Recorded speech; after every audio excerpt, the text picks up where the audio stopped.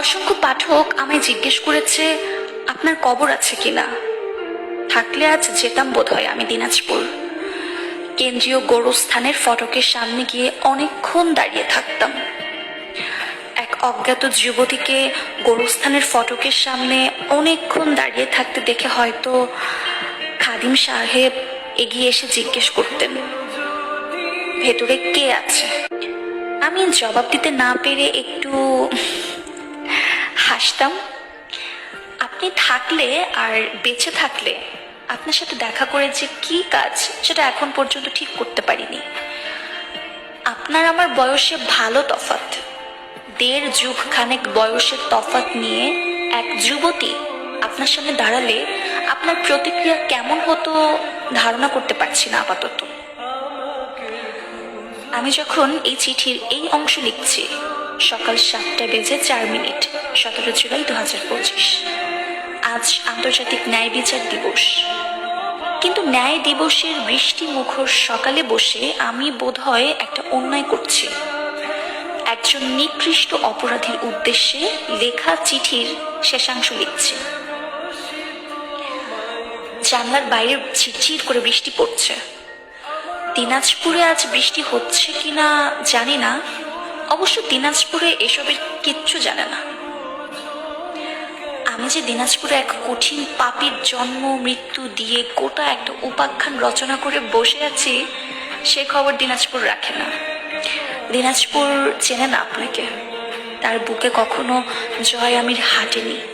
10 বছর আগে আজকের দিনে ঈদ উল ফিতর ছিল।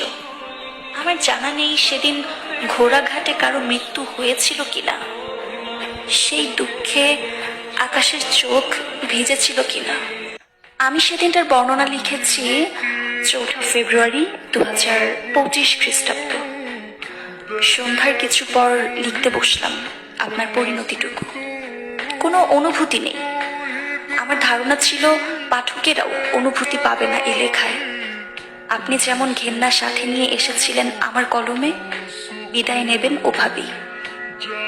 কিন্তু যখন আপনার পানি পিপাসা পেল, আমার গলা শুকনো টের পেলাম।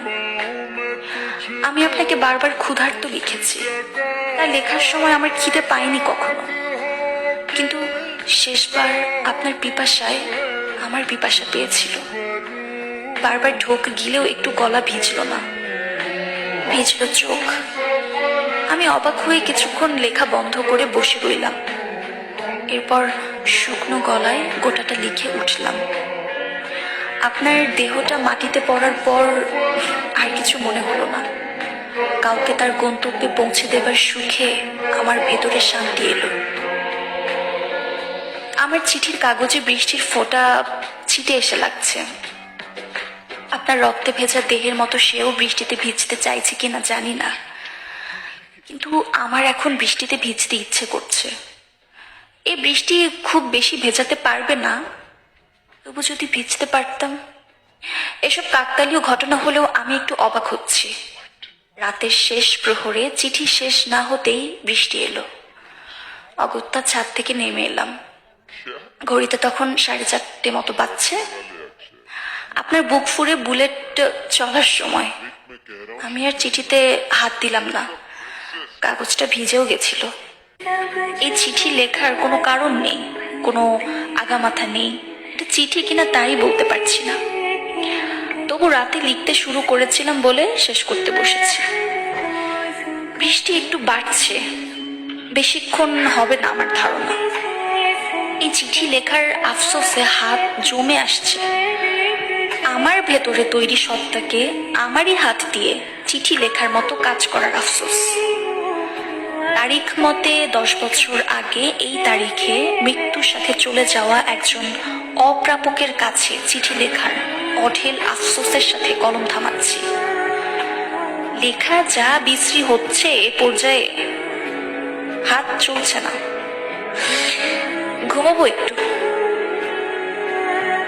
অনুষ্ঠ এই চিঠিটা যখন ফোনে টাইপ করে সোশ্যাল মিডিয়ায় পোস্ট করছি, বিরক্তিতে মেজাজ খারাপ হয়ে আসছে। এখন স্বপ্ন মনে হচ্ছে রাতের লেখা কথাগুলো। ওসব ফাও কথা আপনার উদ্দেশ্যে আমি লিখতে পারি, এটা অবশ্য স্বপ্নও হতে পারে না। নেহাত মাঝে মধ্যে মাথার নাট বল্টু ঢিলে হয়ে যায়, কি করার। দুনিয়ার ইতিহাসে জঘন্য চিঠিটা আপনার জন্য। জয় আমির।